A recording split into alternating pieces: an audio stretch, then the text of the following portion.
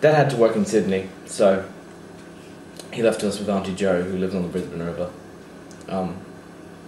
Mum, on the other hand, went to London.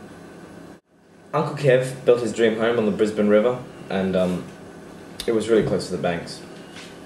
But he was a miner, so he would go off for long periods of time, and he wasn't there. There were 4 of us. Me, my 2 cousins Ellie and Claudia, and my Auntie Jo.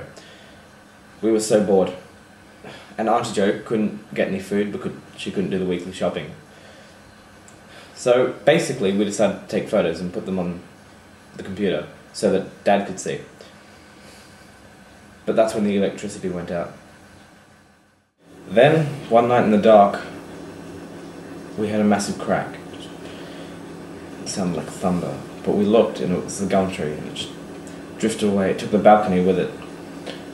Auntie Jo said, "Run, just go to the car, little red car." We got in it and she drove us up the hill. We slept in the car that night.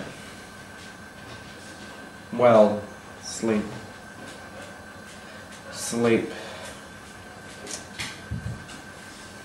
We sat in silence, and Jo cried. She was worried that the house was going to wash away. We pitched a tent at the top of the hill.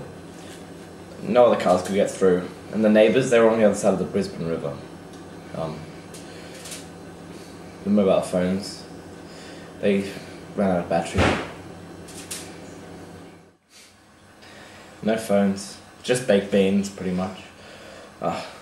The humidity and the stench was awful. You know, we were soaked, it wasn't even raining. But the mosquitoes and the stench just overall. It was unbearable. And then we had the helicopter. We all just kissed each other and I jumped on board. Jo and the girls stayed with the house, and I was flown to the evacuation centre. Then we got on the bus, and it was meant to take us to the hotel, but the roads were flooded over, and we couldn't get through. On the bus, the people, you could see in their eyes the loss of just homes, farms, families, and their will to carry on. So we tried again the next day. Then Dad came and met me at the hotel. I really miss Dad the most.